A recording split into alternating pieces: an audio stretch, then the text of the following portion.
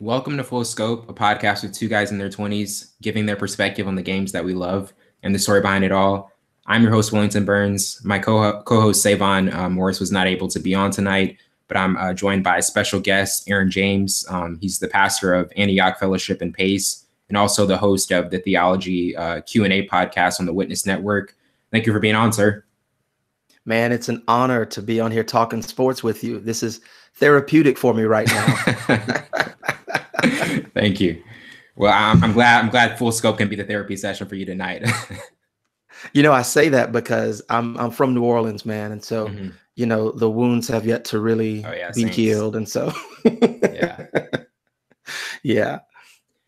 Well, to start it off tonight, Paul George, he's had one of the best seasons of his career to date, and over the last 20 games, he's been averaging 32 points, 7 rebounds, and 4.1 assists in 37 minutes per game. And he's also been shooting 45% from three and having 10 attempts from three per night. And they've been 9-2 in their last 11 games.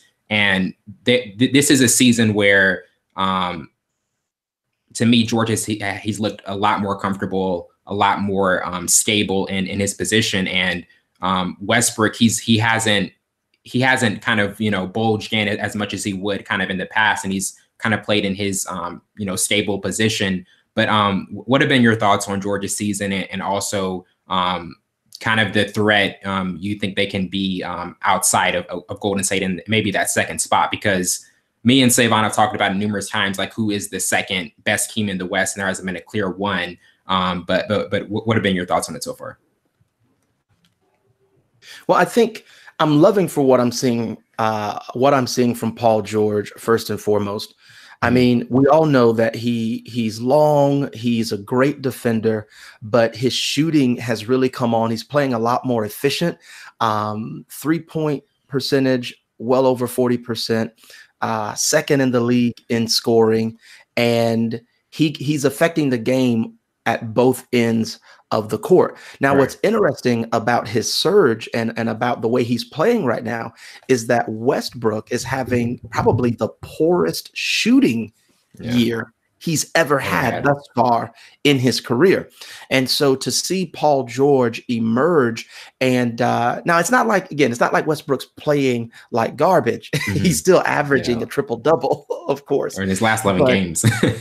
Yeah, but what he's been missing is that other piece like Paul George, which we all figured Paul George would be when he first arrived in OKC, but it's never seemed to quite materialize in terms of what we thought of his potential, right? In being one of the best players in the league. But he is clearly showing it. And I'm going to tell you something. If Westbrook breaks out of this slump, the toughness that they have inside with just being a defensive team, a very physical team, man, they could be a problem. Yeah.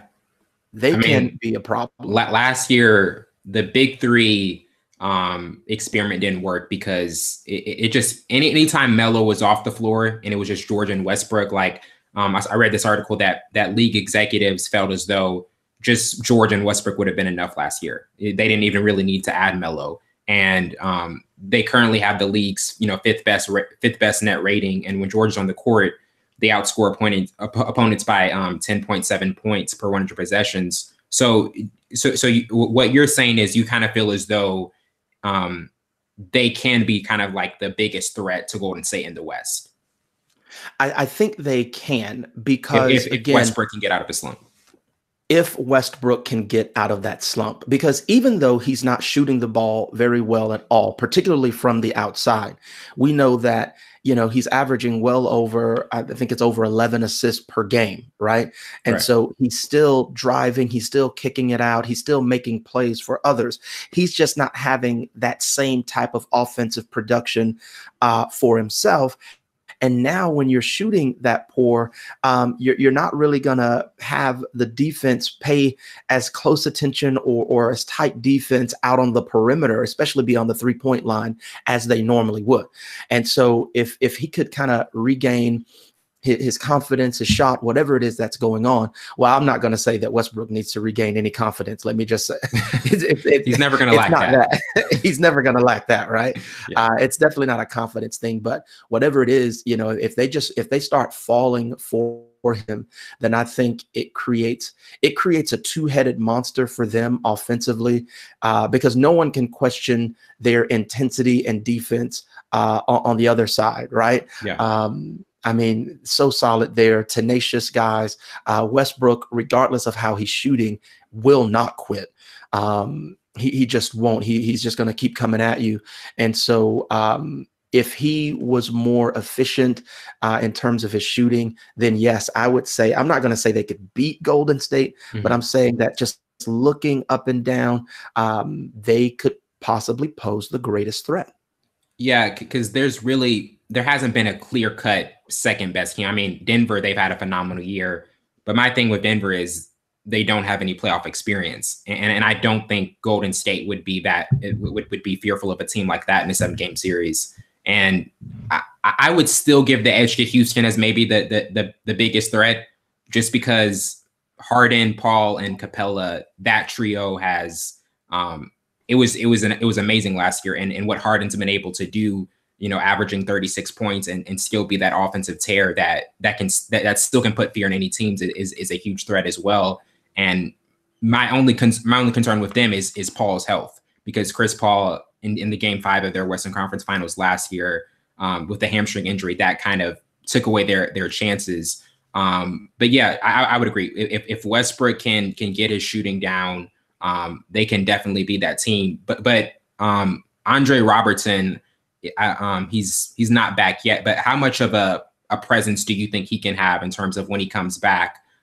Because offensively, he's kind of like a Marcus Smart. Marcus Smart is not a great offensive player, but defensively, he has a presence that is, you know, really invaluable.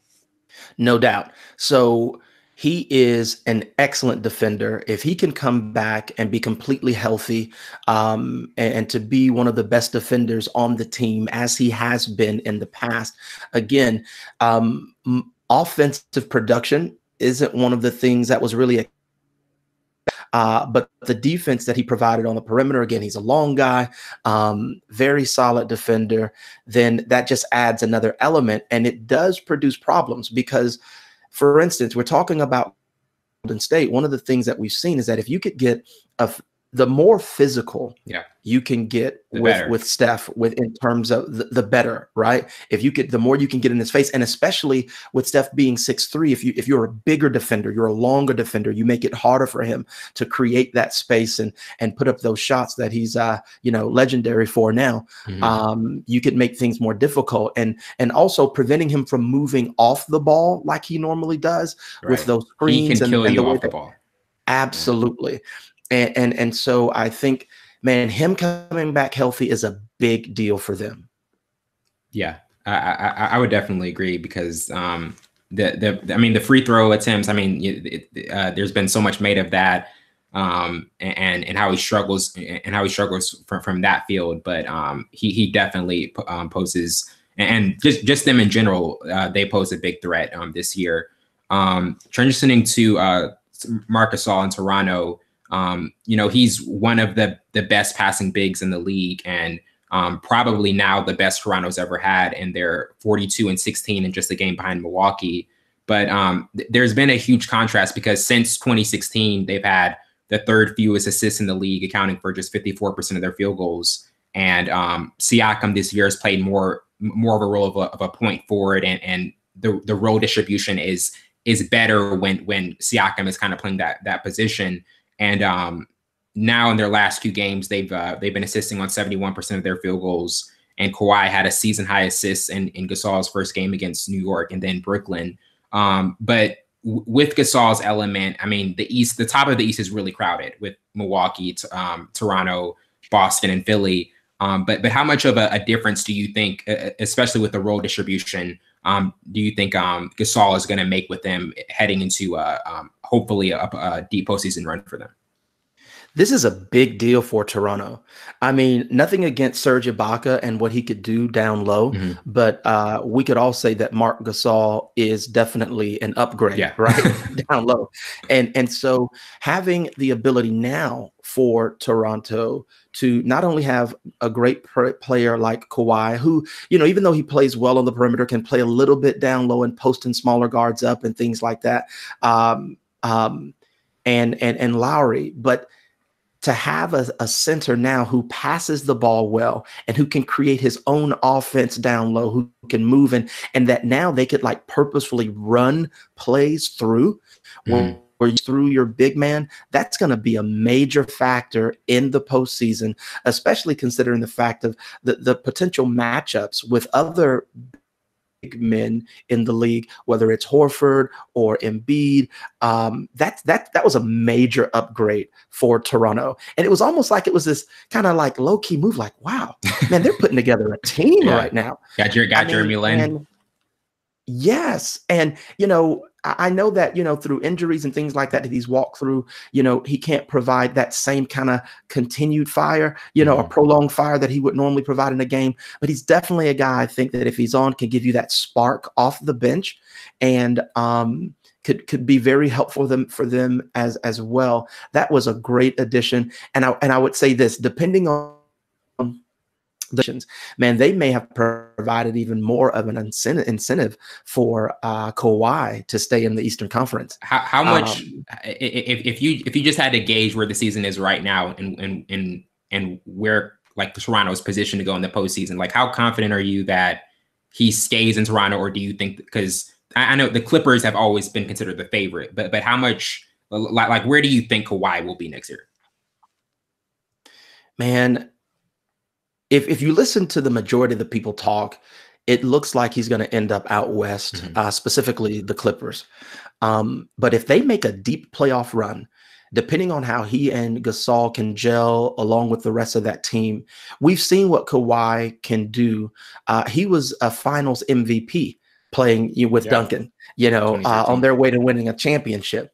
And so with a player like Kawhi and with specifically a big man, the likes of Gasol down low, it may cause him to pause a little bit, man, to where now I was like, before the Gasol move, I was like, man, look, he's going to play.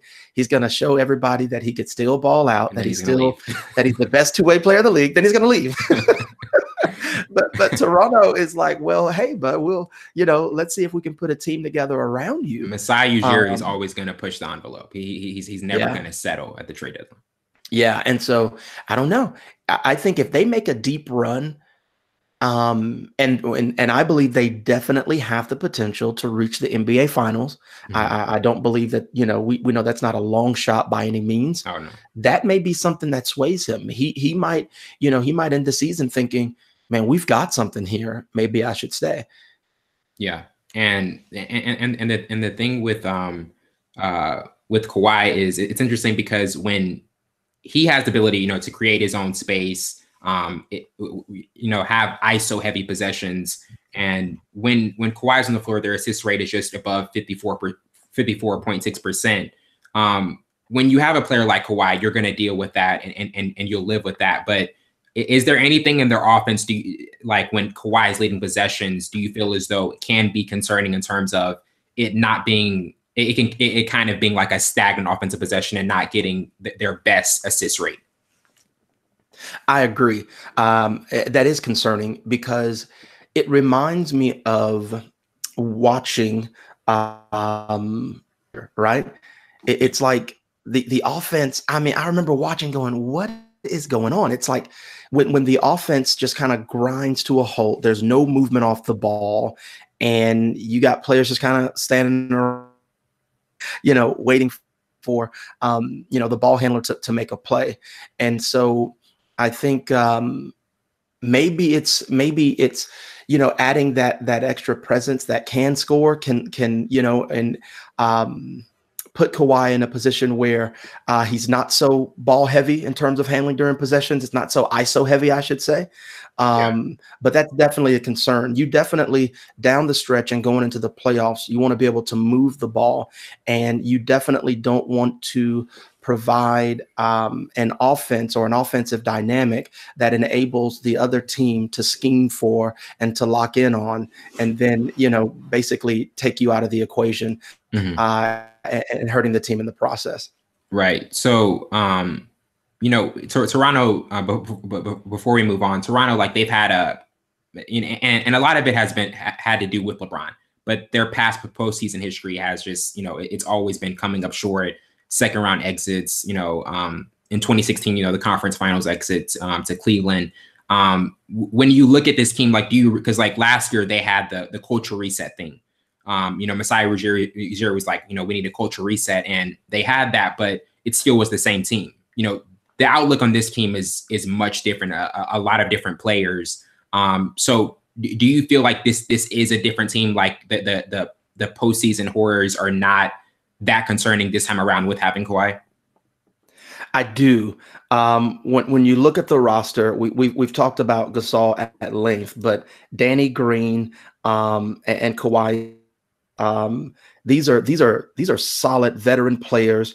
These are guys that are not easily shaken. I think they bring a stabilizing dynamic and effect to the team. Also, this McCall pickup, I think, is very interesting as well for them, depending on what he can do and how he fits into that rotation and how they utilize him. I definitely think it's a different team. It's definitely a different feel. And I really do applaud them for the way in which they didn't allow the trade of DeMar DeRozan just kind of fracture them. That's been very impressive. And it wasn't just a trade of DeMar, but also their head coach, who was the coach of the year. Yeah. Man, it's like they've not only not missed a beat, but it seems like they've actually progressed. And so I'm very interested to see how that works for them in the playoffs. And I think that even with all of the attention on Boston, and I think they're just as capable of reaching the finals. Yeah. So you like Toronto going to the finals? Or is it still kind of just too tough to tell? It's still kind of too tough to tell. And this is what I like about the Eastern Conference this year, right? It's wide open. It's wide open. And it's just brought, for me as a fan, it's brought like just a freshness and perspective. I'm actually a little more interested to watch the East playoffs more than the West, actually, for once. Same here. Yeah. Absolutely.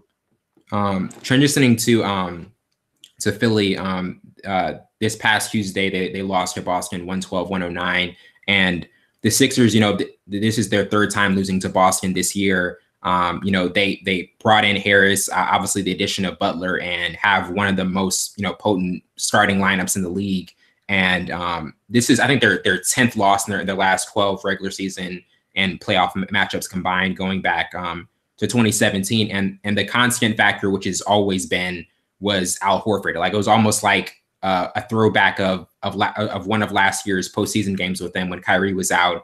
And, Horford had 23 points on 9 of 16 shooting with 8 rebounds, 5 assists, and 4 steals. And, Philly, they really struggled from the perimeter, 9 of 27. Against Denver and the Lakers, they were a lot more efficient, but the offense was really bogged down. And Boston Brad Stevens really has a very good template of using Horford and knowing how to do his best to kind of try to neutralize Embiid, which he did for most of the first 3 quarters. But what were your thoughts on just the fact that even with all the changes Philly has made, it seems like Boston's just like that big brother. They just can't get past, and Boston is still kind of superior over them. It really seems that way. Philadelphia's starting 5 is extremely potent. I think one of the major differences between the teams, number one, I think starting with coaching. Like, if I'm going to give the strategic advantage to anyone, it's going to be to Stevens, right? Yeah. And then next, I think Boston, when you look at their bench, man, they are just deeper to me. And so when you could bring Rozier and Brown, these guys, they're coming off the bench. These guys could be starters on most games. They could be starters, right? We see how Rozier plays when Kyrie is not in the lineup. Right. right? I mean, and so, and it's not only that, but Horford, just when I'm thinking, I think he's about done. Like, I don't know if it's just something about Embiid that gets him going, Yeah. but man, he is playing such great basketball, even as, you know, the quote unquote elder statesman, Right. right, at this point in his career. He shoots the ball well. He even can stretch out a little bit outside. It's almost as if you look at him and Embiid, of course, is much younger and he's bigger, but he can do just about everything that Embiid can do. Like, and he gives Embiid problems even defensively. Like, he doesn't back away from him. Yeah. He's He plays him Boston's like physical. best interior defender. Yeah. And so it seems as if they do indeed have their number. And I don't know about you, but I'm still looking for Philadelphia to kind of gel. Yeah. Right. I mean, me and Savon were just talking about that last Tuesday night. I feel like the hierarchy of the big three is still not established. Yeah, I had mixed feelings about the Jimmy Butler me can do. But at first I was thinking their styles are so dissimilar, right? Mm-hmm. So you have Simmons, he needs the ball. I mean, he's a great passer, but he's great at initiating things, right? But with Embiid, I mean, and I'm thinking, all right, and then Butler, he's not really a catch and shoot guy. And right. So again, he's a guy who makes plays with the ball off the dribble. And I'm thinking, they're going to have to get another basketball just to share between, the way in which these players create. And so I believe they have the potential to gel. And what it's going to take, of course, is sacrifice, right? Yeah. Sacrificing points per game, deferring to one another a little bit more. But it really does seem as though right now, Boston has their number. I mean, they match up with them well. Player for player, they match up with them very well. And I think one of the things in terms of the guards, it seems like there's once Philly begins to put in their reserve players, it's like they kind of, in terms of the guard play, to me, it's a little bit of a precipitous fall, like in quality of guard play. Yeah. And that hurts you a lot. You go from a 6'10" ball handler, who can move all over the court, to someone who, is significantly smaller, doesn't move the ball as well. And it's almost like the offense just, it completely changes. Mm-hmm. And so, Boston definitely has their number. I'm not saying that it's an insurmountable thing, because maybe at this point it's more mental, right. But Boston has the upper hand clearly right now. And one of the things, because I mean, Brett Brown's a really good coach, but if you look at the hierarchy of the coaching tree in the East, you can make a case that he's kind of like in the bottom of that. And he really got out coached by Brad Stevens last postseason. But with this Philly team and their expectations, do you see like another second round exit and anything short of a conference finals kind of being like a major disappointment for them this year? Yes, I believe that anything less than an appearance in the Eastern Conference Finals could definitely be considered a failure for them. Mm-hmm. I think we can all agree that the process is over, and our expectations have indeed changed based on what they've shown us. The flashes of greatness that we've seen from them, and maybe greatness is too strong of a word, but just in terms of seeing what they can be, level to play, it has looked at times, they've shown that they can compete with anyone. And so for them to exit the playoffs, especially like if it's a second round exit and it's like in 5 games, or something like that, now maybe it changes if it's like one of those hard fought like 6 or 7 games, 6 or 7 game series, 6 may not even be enough. On how right. We want to, and I would also add that Embiid's mouth hasn't helped that either, right? It hasn't. So he was talking about how Horford really didn't have an impact on him. He was sleepwalking the first 3 quarters, but the track record would say otherwise. Exactly. Exactly. We now expect much more from them. There was even talk of them potentially reaching the Eastern Conference Finals or the finals even last year. Last year, yeah. Their potential to do so. And so now with the addition of Butler, the expectations have definitely gone up even more so. And so I'd like to see them push deeper into the playoffs, but I don't know. Do you see Butler sticking around? Do you see Butler sticking around even next year? Or are you kind of hesitant about even his future in Philly? Man, I don't think Butler is going to stay there. Yeah. I still, the way in which he plays, and man, look, watching the trajectory of his career, just the way in which he developed from a guy that it's like, yeah, he just plays with Derrick Rose and then becoming the leader of that team. Mm-hmm. and an all-star has just been so cool. I don't know if he really has interest in deferring and sharing the way that is going to be required to play with Embiid and Simmons, and to gel with as a big three to make that work. I don't know. Yeah, I don't know if. And I feel like them getting Harris was almost a thing where, okay, if Butler decides to walk, we still got a big three of Simmons, Embiid, and Harris, and something like that is still better than just going back to square one with Simmons and Embiid. But with Boston, I feel as though, because they've been up and down, high expectations coming in this year. 60 plus win season was I feel like was definitely expected with Kyrie and Hayward coming back. But Hayward, he had a really good game against Boston, 26 points with 8 for 11 shooting, and including 6 of 7 from the three. How much of, like, in terms of April and May, Hayward playing kind of at the Utah level, that where we felt as though he was one of the best 20 players in the league, like how important do you think like that's going to be for Boston to have a finals berth? Man, I think it is extremely important. He's just, so there's what we've seen of him in Utah, and he's just not. Now we know that he's come back from a horrific injury that was potentially career ending, and so maybe it's not just that his body is healthy, but just mentally getting into the flow of the game, and it's I don't know about you, but like every time I see him jump or just make a move, or it's like, I hold my breath a little bit, Yeah. And so if I'm feeling that way, maybe just even from a mental standpoint, him just kind of letting go and just being a lot more physical, and even offensively, just a lot more aggressive. He seems a little bit tentative, Yeah. And so like he's not pushing the issue, and if hopefully he does come on, I'd like to see him do very well. Man, I thought Boston would just steamroll. I thought they would kind of steamroll the East. Yeah. That roster.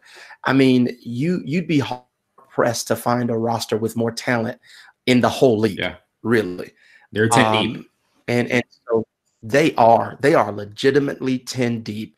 And so, but he is sort of an X factor for them. He really is, because if he comes on, he gives you a dynamic that, you have to basically pick your poison, because out of all of the players, it seems like those guys shoot, they go at you.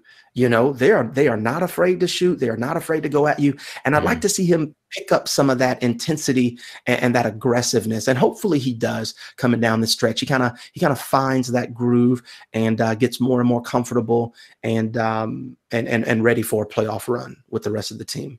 Yeah.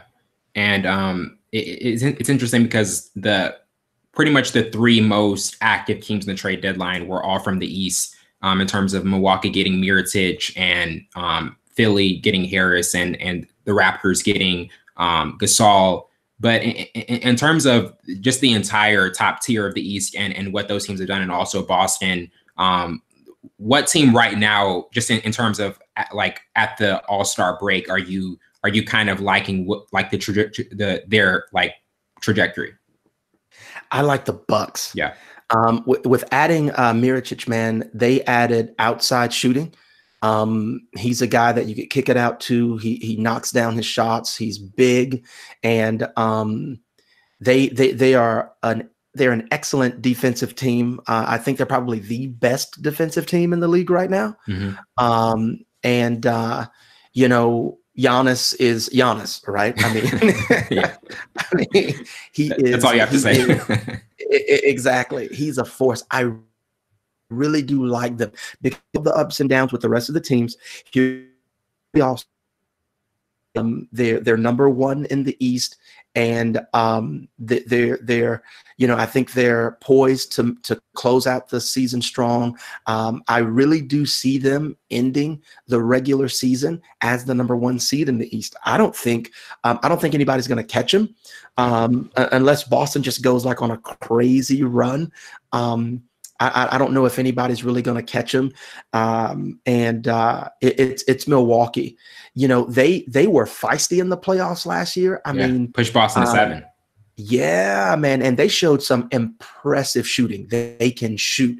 And so adding yet another shooter to a team that shoots the ball well, that defends well, that has an MVP candidate, in his own right on that squad. I like Milwaukee. I really do. Yeah, and I saw on Inside the NBA, Charles Barkley was talking about like if Giannis has a bad shooting night, like who's that second guy they can rely on in a tight playoff game? And to me, I would, Chris Middleton has really risen up. I mean, in terms of his stock rising and his value being an all-star. To me, he's that guy. He's that consistent scorer. Like, do you see the fact of Giannis, kind of not being? I mean, he's not a great shooter. He has struggled. But do you see that is the shooting element something that concerns you the most with this Bucks team? It really does. It's what concerns me the most because, again, in the playoffs, the games do slow down a bit, and he's unstoppable when he's driving to the basket. But if you have the ability to maybe, double down on him and pay more attention to him on defense, or even in some situations, dare him to shoot the ball from the perimeter, he's going to need to knock down those shots. I think that's the one aspect of his game that as he begins to develop, it's almost scary to think about. Like, think about Giannis with a solid mid-range jumper kind of game. Man, it's game over. That's terrorizing to the rest of the league and the Eastern Conference in particular. So definitely shooting, big concern. Absolutely. Yeah. And before we move on, Mike Budenholzer, in 2015, he had a 60-win team in Atlanta. I mean, but they got swept by Cleveland in the Eastern Conference Finals. And with this year, it's different because, he has that MVP candidate. He has that star in Giannis. And that's definitely been a change. But like with Mike Budenholzer and the fact that he has that coaching experience, and last year they had Joe Prunty and Jason Kidd before, and there just wasn't that clear direction. It is in terms of the coaching, and like let's say they're in a matchup with Boston and Brad Stevens. How confident do you feel as though with Mike Budenholzer, kind of like his coaching experience and being in those moments as well? Well, at the very least, their chances are much better, right? Because we all know that was one of the things that was actually kind of disheartening a couple of years ago, looking at this great talent, and you're like, please let's not squander this talent with bad coaching. Yeah, exactly. But having a coach who has shown and proven that he can, that he could get it done, that he could lead a team well, that makes a big difference for them. I'm not willing to just absolutely bet against Stevens at this point. In terms of strategy and the way look, I've been watching basketball all my life, and there have been very few times where my focus has been taken off of the players and the coach on what they're doing and put on the coach like, man, what you gonna do? How's he gonna, you know, like I found what's his out of timeout play gonna be? Exactly. Like I'm not kidding you. I found myself getting a little giddy during timeouts. Like, man, what's he gonna have him do? You know, and so I'm not ready to bet against him. But again, it's the playoffs. It's gonna be the playoffs. You know, it's the overly used cliche that is yet still true. Anything can happen. And they're definitely in a much better position this time around going into the playoffs. Again, I mean, this is what makes the Eastern Conference so fun to watch this year. Because at the end of the day, they all feel great because LeBron's no longer there, right? Exactly. I mean, LeBron's not there. And so it's like, you know, the dam has been broken. and you know, and so here comes like, we can breathe now. Okay. Yeah. He's no longer there. He's not going to terrorize us. Exactly. Transitioning to the West, it's the bottom half. The Clippers are in the 8th spot. You know, they traded Harris, and you know, they had a 25-point comeback against the Celtics, and are still kind of firmly in that eighth spot. And then Sacramento, which, you know, their success story this year has, you know, with De'Aaron Fox and also the front court of Giles and Marvin Bagley have been really good. And then the Lakers at the 10th spot, and them kind of being up and down and, you know, missing out on the Davis trade. But out of those 3 teams, because, you know, there's always a thing with it's so tough to just bet against that LeBron's not going to make the postseason. But, you know, this is the West. You know, this is just a different, you know, stratosphere in terms of the playoff race. But what team are you kind of feeling like will make the postseason out of that 8th to 10th rank? Bet against LeBron. I love the youth of these teams. Like, you know, for instance, Sacramento, they're young, and I think their ceiling is very high in what they can do and what they're going to be, provided that everyone stays healthy and how they keep the team together, you know, all of those things. But coming down the stretch, there's only 3 or 4 games, I think, that separate the Lakers and the Clippers. Right. And I don't see LeBron missing the playoffs, and not just putting it all on his shoulders. But man, I was excited because I thought that with his move to Los Angeles, even as great a player as he is in the twilight of his career. And even though he's still such a force, right? But to have that young core, I'm thinking, man, Ball and Kuzma and Hart and Ingram, like, man, this is going to be kind of, and it's really not kind of worked out the way that we thought due to injury. I don't know how much longer Ball is going to be out. Probably until March, I think. You know, and so they have stumbled a bit, particularly with LeBron's injury. Yeah, missing 17 games. You know, missing that was a big hit for them in terms of their place in the Western Conference standings. But with LeBron healthy now, coming back for the last, you know, the second half of the season, they're going to regain their footing, and I think it's definitely going to be the Lakers. I don't see the Lakers missing the playoffs. Yeah.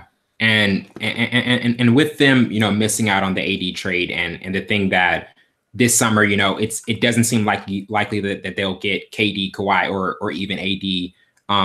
But I mean, you still have B-level stars. You know, I was saying last Tuesday, Chris Middleton and Bradley Beal. You know, that would be a good addition to this LA team. You know, surrounding LeBron with shooters. What are your thoughts on this offseason for them in terms of kind of the stars they get? Like, how confident are you that they'll at least get another star to add to LeBron?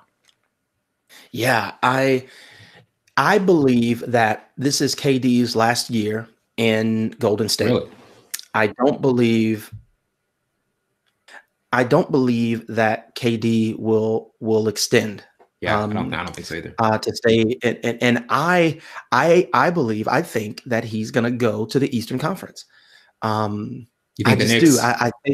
I think it may end up being the Knicks, which kind of scares me because the Knicks are just, oh my gosh, ownership issues. Yeah, the ownership issues. But you know, KD is born and raised, on the East Coast, and so I think especially at this point in his career, he's won already. So I don't see him going. I don't see him going to LA. Anthony Davis, I believe that with what's going on in New Orleans right now, I don't think there's any way they trade him to LA. No. I mean, there's no way. There's no way he goes to LA. Kawhi, I see him wanting to be the number one player. And so if he leaves Toronto, I like the Clippers' chances the best of landing Kawhi over the Lakers, but he can surprise us, right? I mean, there are crazier things that have happened before. And so oddly enough, I do believe they may have a better chance than people think in getting Klay. Yeah. Because, man, Klay would add, I mean, he's one of the best shooters we've ever seen. He would give them a guy who doesn't need the ball in his hands and can still, freak out and drop 60 on you in 29 minutes.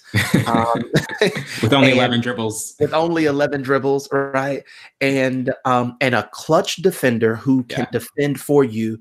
He's the best perimeter player on the perimeter. And so I believe that potentially, it's real funny how, or interesting, I should say, how the way in which Golden State handles their free agency is really going to affect LA's ability to kind of pull some big names, because there are two major names. Well, actually three, if we count Cousins. Right. Three major names that could that LA could have a shot to land. So in terms of this with Golden State, because I was going to bring this up about KD and you see him going to the Knicks. It seems like next year could really alter kind of the outlook of the league if KD leaves and also possibly Klay goes to the Lakers. Yeah, it's man, I've been trying to flip these scenarios just as and I know you probably been doing the same as well, because I'm thinking, okay, if KD leaves, then maybe Boogie stays. Yeah. Maybe Boogie stays. And also if KD leaves, it opens up to sign Klay to a max deal. Yeah. Which I think he deserves. And so it's funny how with Golden State, it seems as if KD is kind of the linchpin, right? That depending on what he does in terms of team dynamics and also salary cap and how much Golden State is going to be willing to continue to spend in terms of luxury tax, it's going to determine what everybody else does. It's like sometimes in the free agent season, it takes that one big free agent signing that's like it's the domino effect. And so, but man, if that happened, it would create such an interesting dynamic for the league. And because look, I love watching Golden State. I have no problem with what they do and how they're winning. But I also love parity and competition. And that's been gone for the last 4 years. It's been gone. And hadn't it been a little boring? Yeah. I mean, at the like the last. I wasn't thrilled. It's always great to see LeBron in the finals, but I was like, man, it would be interesting just to see a different team and like the Celtics be in.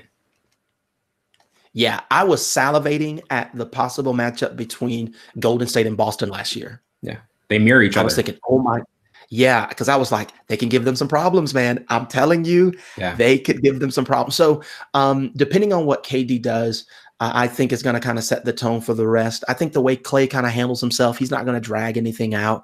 I think as soon as the season's over, his situation, I believe, will be resolved rather quickly.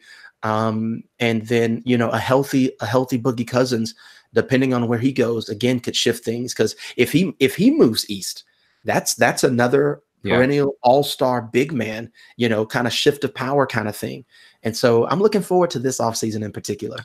So do you think AD will probably go to Boston for this summer?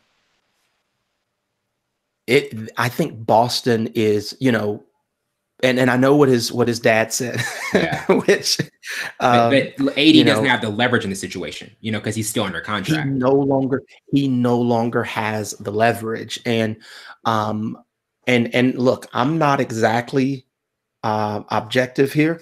Again, I'm a fan of almost everything New Orleans, and so it's my hometown. So I felt like he he pulled the trigger on that way too soon. Oh goodness, that way backfired. Too soon.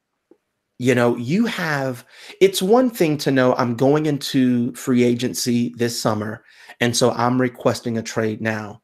I don't think, or I don't recall a situation where a player has literally a year and a half left on his contract with his current team, and then publicly demands a trade. It really, he now has no leverage. It was a long shot at best with LA. But he made the matter even worse. He made the matter even worse. And even as of last night, with what happened with his shoulder and leaving the game early, and it's really not a good situation. And so he may find himself having to, now let's just be honest, Boston has enough assets exactly that it can trump any offer that any teams make. You put Tatum out there, they're going to accept. Man, they listen, and and not only that, but I'm pretty sure they still have substantial assets in terms of draft picks as well. That they could put on the table. And so AD to Boston would be a really awesome fit. And I think Boston, with the trade failing to happen with LA, they may have become the front runner to land AD. Yeah. And before we close out, you're talking about KD with the Knicks, and Kyrie's future has kind of been uncertain as well. And then the Knicks trading Chris Porzingis, and the possibility of having a top draft pick like a Zion Williamson or RJ Barrett. Like the confounding thing about that is, even though they gave away Porzingis, it also feels as though, since the fact they have 2 max slots now, that they know something that we don't, that they may have intel that, okay, KD's definitely coming. Just clear the way for him and go after another star. What are your thoughts on the Knicks, free agency this summer, and just the fact that, look, there was the report that Wade and LeBron were going to go to New York, and after the meeting of James Dolan, they were not sold. So when they traded Kristaps, I was thinking, what are you doing? Yeah. Because no one saw that. No one saw that. And I felt the same thing. What do y'all know that the rest of us don't know? And with clearing that space, if I'm not mistaken, they have enough that they've cleared in terms of salary cap space to sign 2 max players. And Kyrie has gone from, at least in his public language and comments, he's gone from I'm here, I'm on board, and maybe out the door. Now he's like, I don't know, and so what do they know that the rest of us don't know? I like their chances, because regardless of the issues with the ownership in terms of the Knicks, New York is still the largest sports market in the world. And Madison Square Garden is still the biggest stage for NBA basketball. Bringing that back to relevance, it bumps up your legacy. Man, big time. And so now, even though the players that have shown the brightest on that stage have been players who have visited Madison Square Garden, and not the players who are actually playing their home with 61 a few weeks ago. Exactly. Everybody else gets up to play in Madison Square Garden now. Not their own players.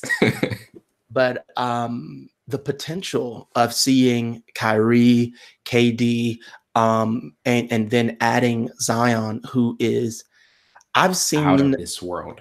I've seen some athletic big men before. Like across the spectrum in sports, right? Where you're talking about somebody like a JJ Watt, who is this massive human being who has the footwork and the dexterity of like a ballerina, But and Zion dunking, I'm thinking, okay, I've seen explosive dunkers before, but his size, and after watching that block, what was that, against Louisville? Yeah. I think it was against Louisville. Yeah. I think Virginia. Virginia. That's right. It was Virginia, because that was their second game. That was their second time meeting Virginia this season. I was in awe. I was speechless. I had nothing to say. absolutely nothing to say. And so the potential to be able to draft him, because he's going to go number one. I mean, we all know that. They may be preparing for that. Who knows? But they're definitely, if they've so what could be genius about this whole move with New York is that simply by trading Kristaps, that's all they have to say, right? Exactly. Like simply by making that move, they're basically making it plain, like we're open for business, KD, Kyrie, you know. So, Kemba. Kemba, absolutely. Yeah. Well, Earon, it has been an absolute pleasure having you on. Hopefully, I haven't held you for too long, but thank you for being on. No, it has been my pleasure. Thank you so much for having me. Yes, sir. Well, I'm your host, Wellington Burns, and this has been Full Scope. See you later.